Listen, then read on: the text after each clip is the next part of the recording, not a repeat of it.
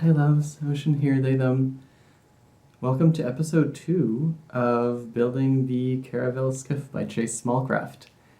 This week has been a really weird week. Lots of little tasks to do, but also ran into a couple of walls. So just very quickly, we managed to cut out the bottom of the boat and glue it together. We ran into some issues with the side of the boat and some measurements. We're waiting on Clint Chase from Chase Smallcraft to come back from holiday, which he absolutely deserves, in order for us to figure out exactly what measurements we're supposed to be using. But we managed to cut bulkheads, transom, a few things. We got a bunch of materials. We finally made a decision on just using like some sort of premium pine, which isn't the best, but we're hoping to cover the boat enough that it won't be an issue. With rot or decay. This boat isn't supposed to last for 10-20 years anyway.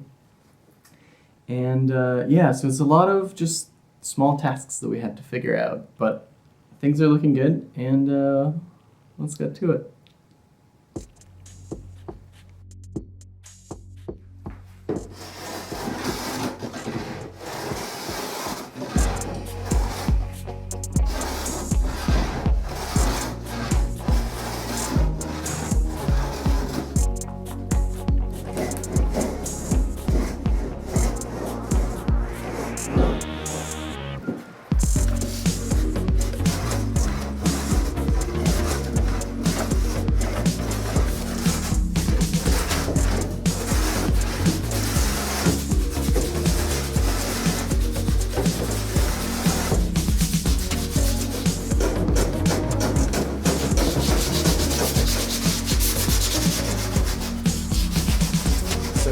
We just finished planing all the patterns that we had put together 2 days ago, and it looks pretty great. So let me show you what it looks like right now. That's the mess from planing stuff, which is wonderful. And then, look at these smooth edges. Very zigzag. Oh, very zigzag. So these are all planed down to size.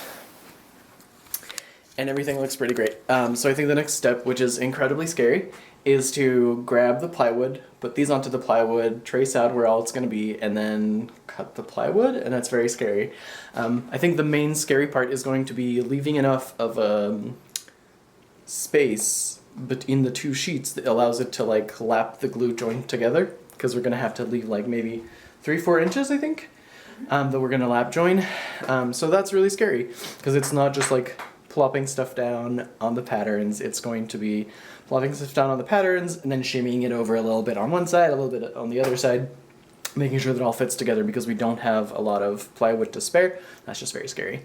Yeah, so that's the next step. That's what we're going to do. And wish us luck, I guess. Oh my goodness. Okay, sorry. Just got to show you the doggo.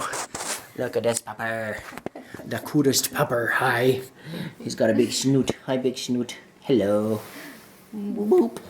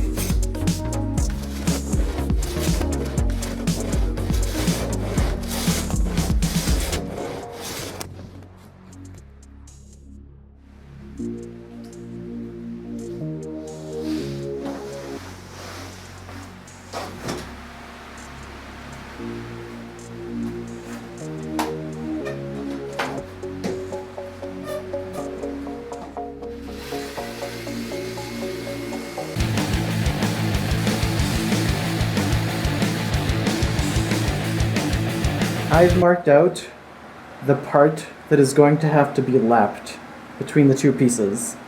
So this one right here, this is the one that we've already like cut out, planed out. It's the back side of the bottom. And on here, we've got the pattern for the front side of the bottom. So now the really difficult thing is going to be to start at this thickness and end with no thickness up here, probably. And I'm going to be using a hand plane because if I use any sort of power tool on something that needs to be this gentle and careful and precise, I'm probably going to mess it up. I might still mess it up using hand tools, but the probability is lower, so I'm going to go with that. Wish me luck.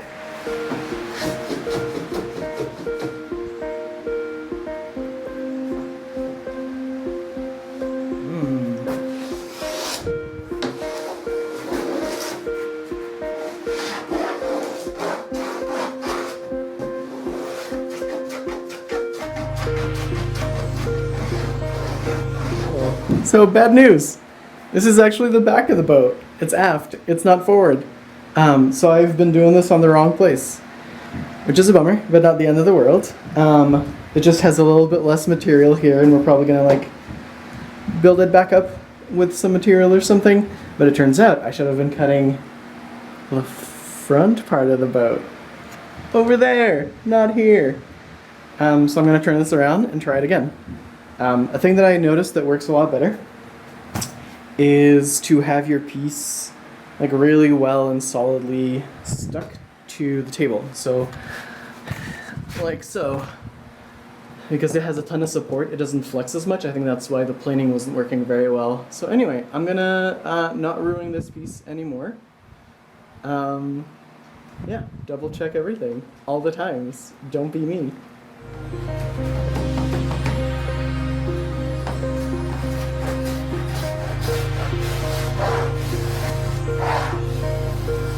You can hear how much better it's cutting now.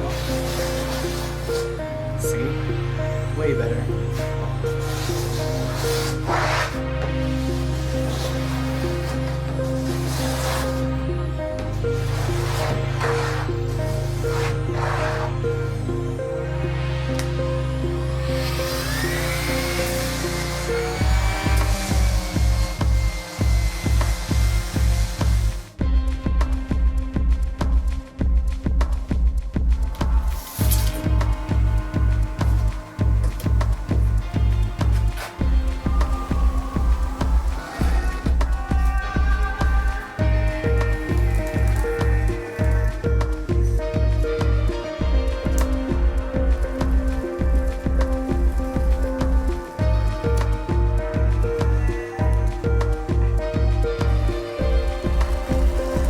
After some confusion between 16ths and 8ths, we managed to get the, I think this is the bow bulkhead right here.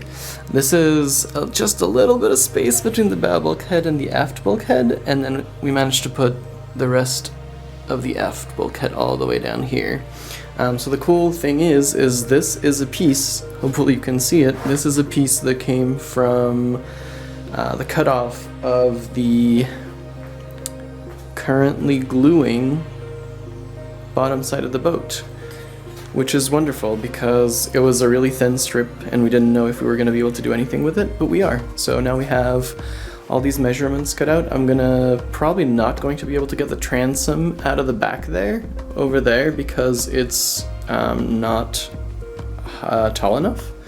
So I might have to dig into another piece of plywood for that, but those are the plans, and right now pretty confident that these are pretty good, but so far so good. It's looking good. I'm gonna keep marking up hopefully frames, bulkheads, whatever I can today, so we can just like cut everything off afterwards and it'll be great. We'll have all the pieces together. Then it's like get some Douglas fir, use that for cleats around these, and go from there. I'm really excited. We're making progress. It's great. I'll see you around. We're having to do a handsaw situation right here. Like, this is how much space we have, and this is just about the thickness of the saw. So a little bit of real careful hand sawing. What was happening with the jigsaw, turns out, when you're cutting sort of perpendicular to the grain, let me show you, we were getting a lot of tear out.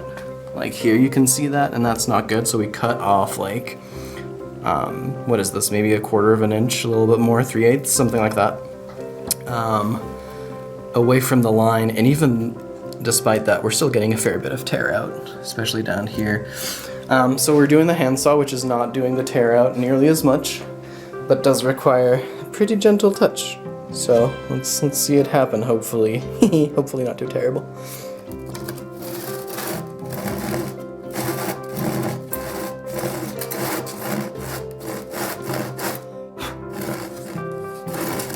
I think we're at the table, so we need to move this way a little bit, Diana. Thank you.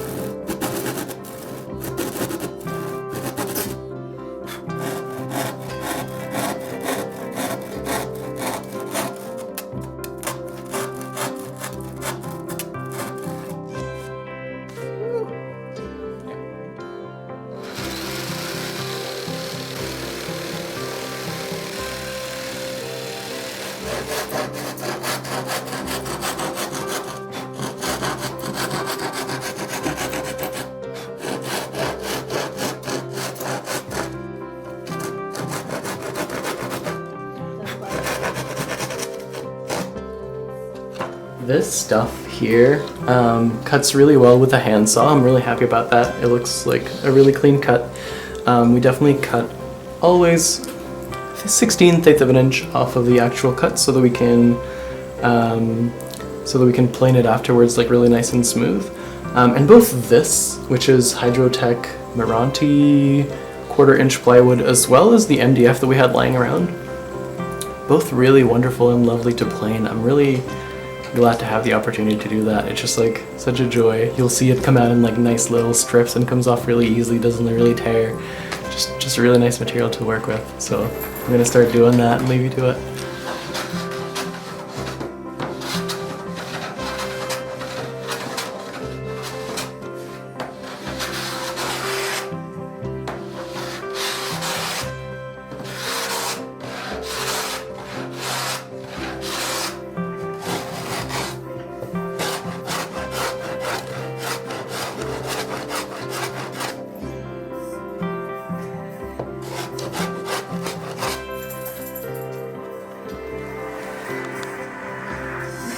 So that's the aft bulkhead done. We still have the forward bulkhead and then the transom.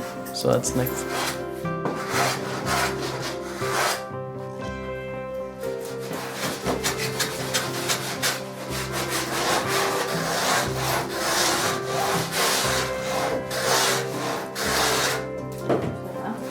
Much more progress so far. We've gotten a nice, well, relatively nice glue joint on these patterns. I don't think they're going anywhere, which is really exciting. This side isn't particularly good. We could only get squeeze out on one side. So on the other side, it's actually a little bit better. We've got the forward bulkhead, all nicely cut out and planed already. We've got the aft bulkhead down there, and the transom. The transom has also been planed except for the top. That's going to need a little bit more. We haven't managed to get a nice pattern so far, but once we do, we're gonna do that. We got about 15 of these 1x2 by 8 foot, which we're gonna use for the chine logs, for the cleats, for the stem, for the gunwales, the inwales, all of those things. So that's exciting. I think we have enough material there for everything. We also got a table saw, so we can get like some really nice miters all the way along some of the chine logs and stuff, and we printed out the plans in full size. Say hi, Diana. Woo!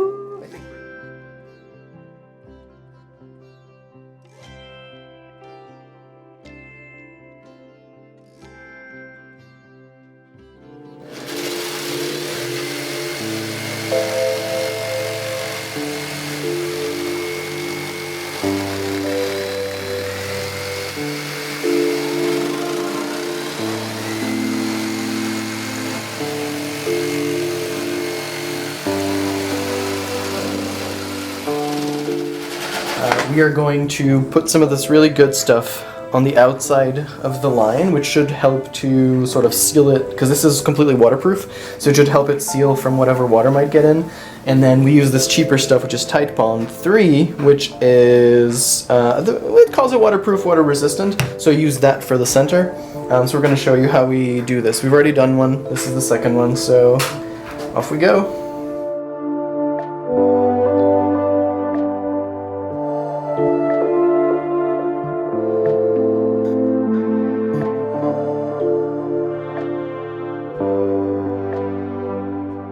Alright, and now lots and lots of clamps.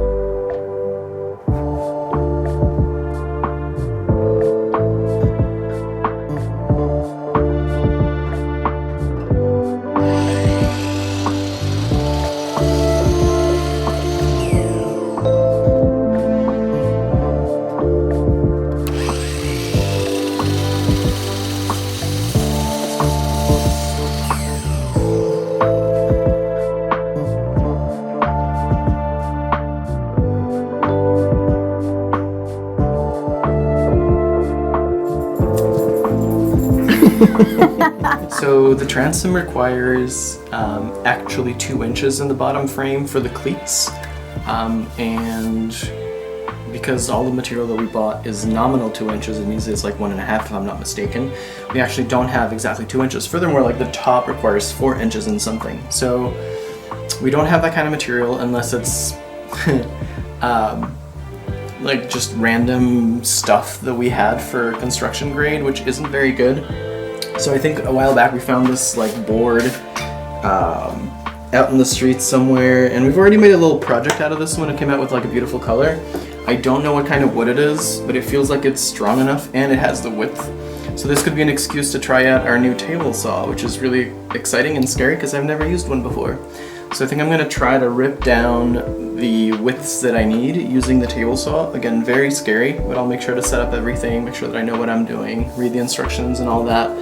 And you'll get to see me way outside of my comfort zone. Oh god, here we go.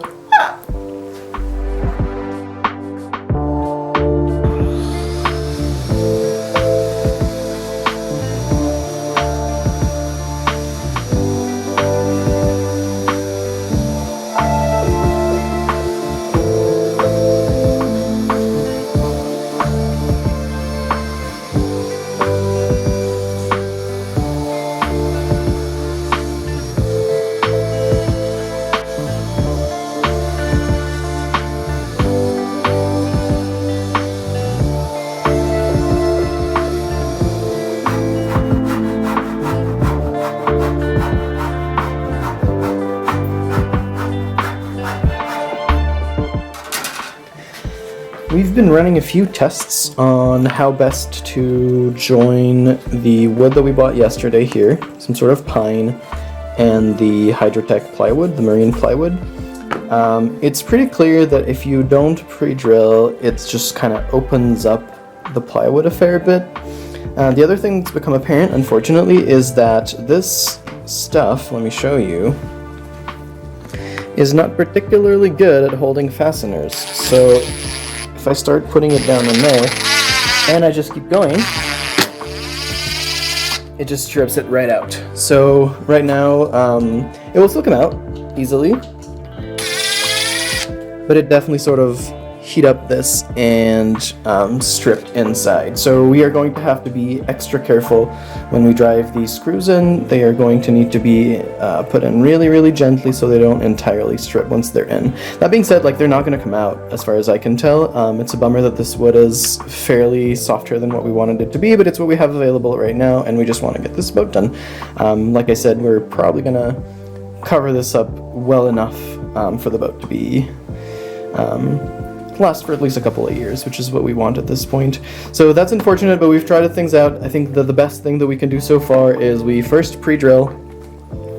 with one of these. Then you switch over to one of these and burr out a little space for the head of the screw, and then you drive the screw in, but not too strongly so that it doesn't strip completely inside. So that's what we're going to do. We're going to dry fit the cleats here onto the bulkheads, and we're probably going to try to glue that. We're going to have to take all of those clamps off and put them over here. And it's scary times, because this is where we start doing like some real permanent stuff. But it'll be great. Mm-hmm. Deanna, do you think it's going to be great? It's going to be awesome. Yay! All right.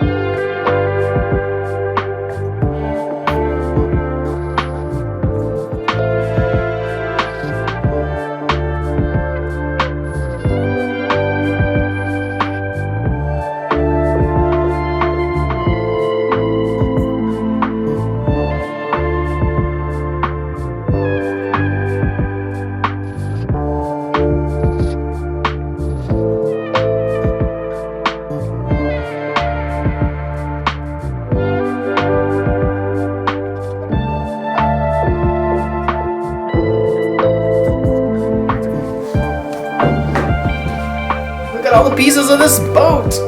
Don't show me, show the pieces of the boat. Both. We could show both. Look. Look at all those pieces. Yay.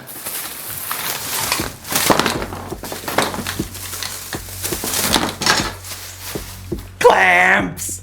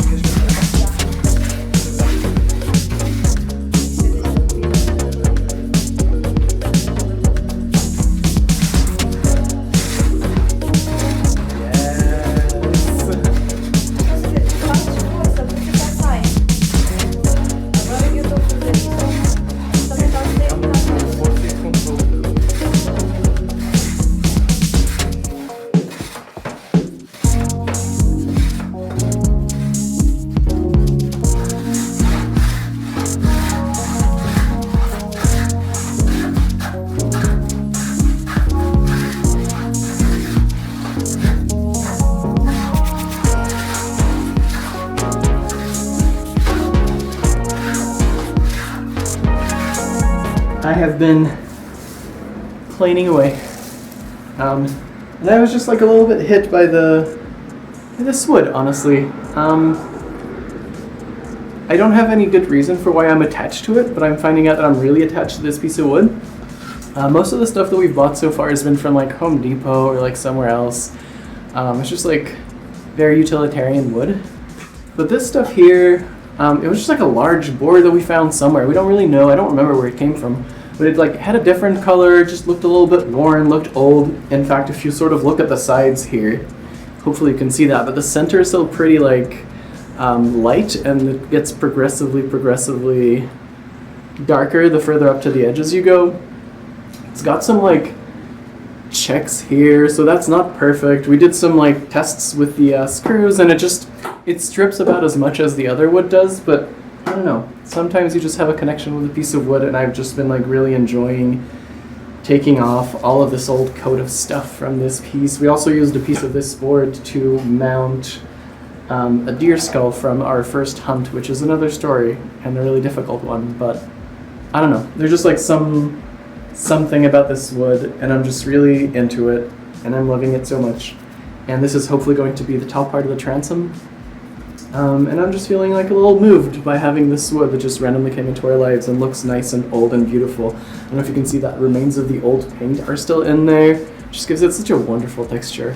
So I just wanted to like sing this wood's praises and say good things about it because I'm feeling like it's wonderful. Hopefully we'll see it on a transom and it will be really beautiful. If it's not covered with paint, if it is, we'll know it's doing its wonderful, wonderful job.